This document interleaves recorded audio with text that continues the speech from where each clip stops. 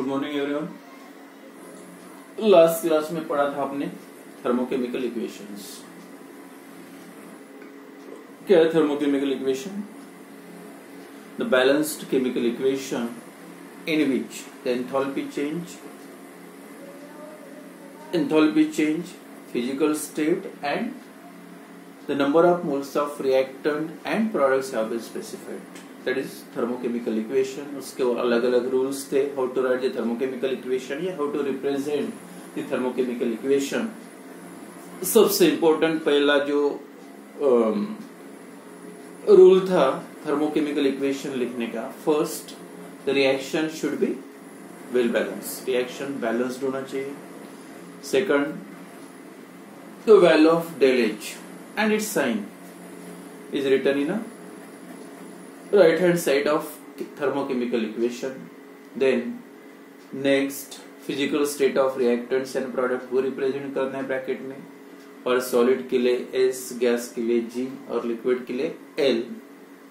Then if the thermochemical reaction get reverse, कोई भी अगर thermochemical reaction अगर reverse होता है तो value of del H, जो del H की साइन है वैल्यू सेम रहेगी, मैग्नीट्यूड सेम रहेगा, पर साइन चेंजेस. अगर फॉरवर्ड रिएक्शन के लिए डेल एच की वैल्यू नेगेटिव है तो वही रिएक्शन अगर आप रिवर्स कर दोगे तो डेल एच की वैल्यू पॉजिटिव हो जाएगी, या पॉजिटिव है तो negative.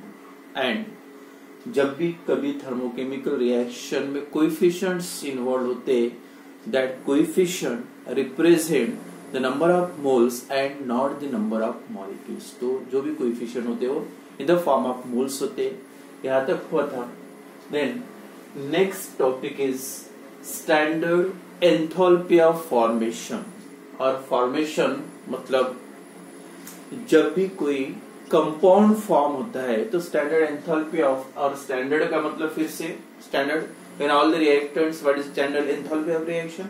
The reaction in which all the reactants and products involved are exist in the standard physical state. जो भी reactants and products involved होंगे सभी के सभी standard फॉर्म में होना चाहिए. And standard enthalpy of formation, तब उसको हम लोग स्टैंडर्ड एंथैल्पी ऑफ फॉर्मेशन. और standard enthalpy of formation that is compound जब भी फॉर्म होगा तो उसको बोलेंगे स्टैंडर्ड एंथैल्पी ऑफ फॉर्मेशन. एक एग्जांपल लेते हैं, H2 gas plus half O2 gas,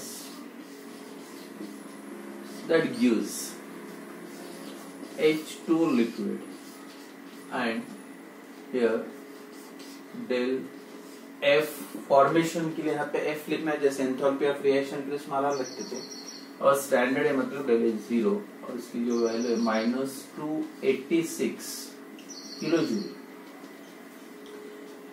क्या क्लियर हो रहा है रिएक्शन से?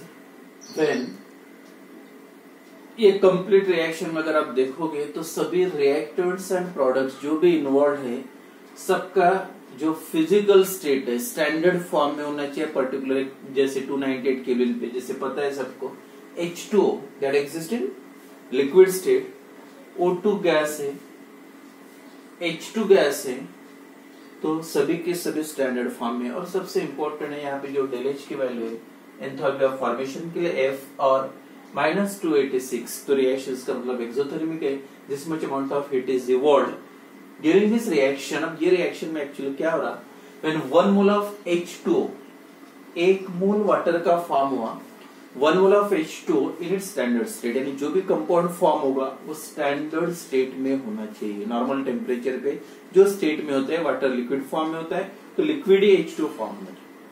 1 mole of compound in standard state form हुआ है रिएक्शन में. सेकेंडली जो भी रिएक्टेंट्स इन्वॉल्व है, कौन कौन से रिएक्टेंट इन्वॉल्व है, H2 gas and O2 gas, they also in the standard physical state, वो भी स्टैंडर्ड स्टेट में होना चाहिए जी, मतलब H2 गैस है, O2 गैस. और दूसरी बात यहाँ पे एक मोल ही होना चाहिए प्रोडक्ट साइड. अब रिएक्टेंट साइड चेंज कर सकते हैं, जैसे बैलेंसिंग करना है रिएक्शन ही चेंज, लेकिन ये चेंज नहीं कर सकते. That should be always 1 mole of water form in its standard state from its element also in the standard state. ये भी स्टैंडर्ड फॉर्म में होना चाहिए. तब जो 1 मोल कंपाउंड फॉर्म होता है, देन जो भी यहाँ पे एंथैल्पी चेंज होगी या एनर्जी लगेगी, either it is evolved or absorbed, that energy change is called as the enthalpy of formation of that compound. जब भी कभी एक मोल कंपाउंड फॉर्म होता है लेकिन वो कंपाउंड उसी के एलिमेंट से ही बनना चाहिए, आप कैसे भी उसको नहीं बना सकते हैं क्या। जैसे दूसरे रिएक्शन में CH4 प्लस Cl2, ये रिएक्शन सबको पता है, CH3Cl फॉर्म होता है मिथाइल क्लोराइड। तो इसमें जब भी एनर्जी चेंज होगी, डेल की वैल्यू यहाँ पे लिखोगे, जो भी वैल्यू रहेगी, that is not the enthalpy of formation of methyl chloride. तो यहाँ पे जो मिथाइल क्लोराइड किससे बना है, एलिमेंट से नहीं बना है, कंपाउंड से बना है, मीथेन से फॉर्म हुआ। तो कंपाउंड जब भी एंथैल्पी ऑफ फॉर्मेशन की वैल्यू गिवन होती है तो compound that always obtain from its element not from compound. अगर कंपाउंड से बनता है तो उसको आप बोल नहीं सकते एंथैल्पी ऑफ फॉर्मेशन। अगर इसका फॉर्मेशन आपको लिखना है मिथाइल क्लोराइड का, क्लोरोमीथेन का, तो यहाँ पे इस कितने एलिमेंट्स इन्वॉल्व है, एक कार्बन है, हाइड्रोजन है, सबसे पहले रिएक्शन लिखोगे और Cl2 है, क्लोरीन है। अब ये रिएक्शन बैलेंस करो, एक कार्बन है, ठीक है, 3Cl है, तो अगर 8 नंबर आता तो आपको लिखना पड़ेगा 1/3, एक Cl है, हाफ Cl2। ये रिएक्शन करेक्ट है enthalpy of formation of methyl chloride के लिए, but this reaction is wrong, क्योंकि ये किससे बना है, कंपाउंड से बना है। तो एलिमेंट किससे, कंपाउंड किससे बनना चाहिए, molecule that always obtain from its element. Element से लिखना है रिएक्शन जब भी, और तब जो एंथैल्पी चेंज होती है, that enthalpy change is called as the standard enthalpy of formation। अब क्या है डेफिनेशन, क्या डेफिनेशन बता, the enthalpy change that accompanies the reaction, the enthalpy change that accompanies the reaction in which 1 mole of compound in its standard state is formed from its element also in their standard state is called as the standard enthalpy of formation।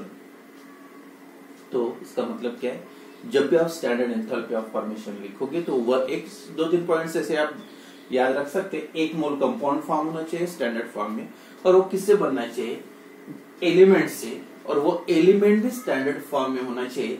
तब जो भी energy change होगी, enthalpy इधर gate evolve होगी और absorb होगी, then this enthalpy change is called as the standard enthalpy of formation। enthalpy change when 1 mole of compound in its standard state या 1 mole of pure compound, the enthalpy change when 1 mole of pure compound is formed from its in standard state is formed from its element also in the standard state is called as the standard enthalpy of formation। ठीक है, next एक example लेंगे, जैसे C plus half O2, C plus half O2 gives carbon dioxide मतलब CO2 है।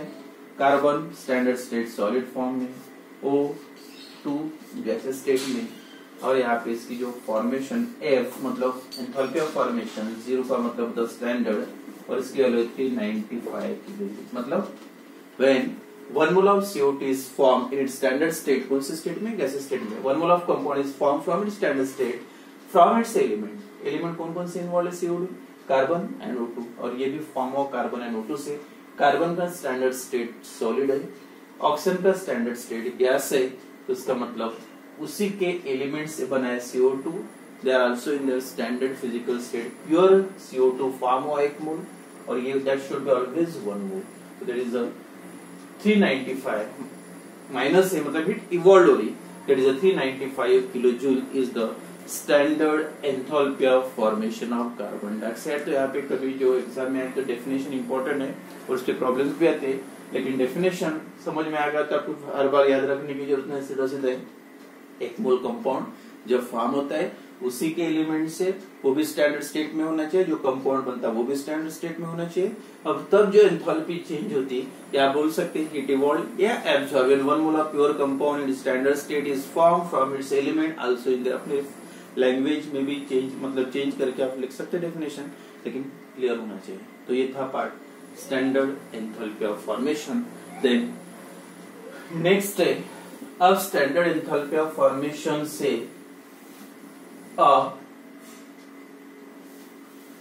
Heat of reaction, reaction की heat कैसे निकल सकती है,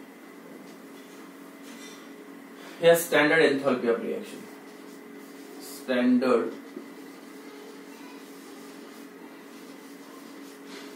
enthalpy of reaction from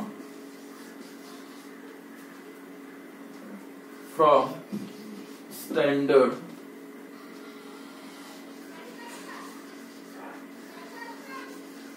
enthalpy of formation.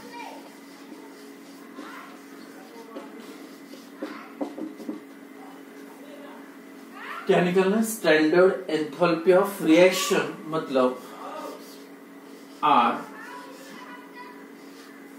From, और निकलना किससे, स्टैंडर्ड एंथैल्पी ऑफ फॉर्मेशन। यानी जब भी कोई रिएक्टेंट्स मतलब रिएक्शन दिया रहेगा उसमें रिएक्टेंट्स एंड प्रोडक्ट्स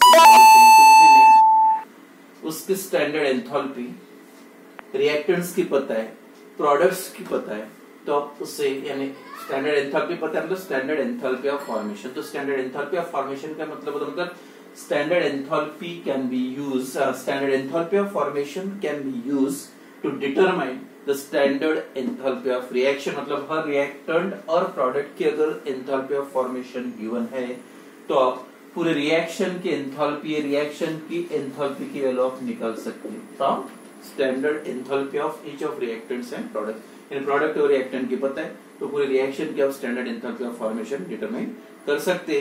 तो जब भी ये स्टैंडर्ड एंथैल्पी ऑफ फॉर्मेशन जो रिएक्टेंट से प्रोडक्ट्स गिवन है तो इसी को आप स्टैंडर्ड एंथैल्पी ऑफ फॉर्मेशन बोलो या standard enthalpy of reaction. Enthalpy of formation का ही मतलब होता है स्टैंडर्ड एंथैल्पी ऑफ रिएक्शन, और स्टैंडर्ड एंथैल्पी ऑफ फॉर्मेशन के लिए जैसे compound, standard enthalpy of formation of any compound, अगर ये कंपाउंड का है कोई भी, is equal to standard enthalpy of that compound. Enthalpy of formation, formation का मतलब होता है स्टैंडर्ड, कोई भी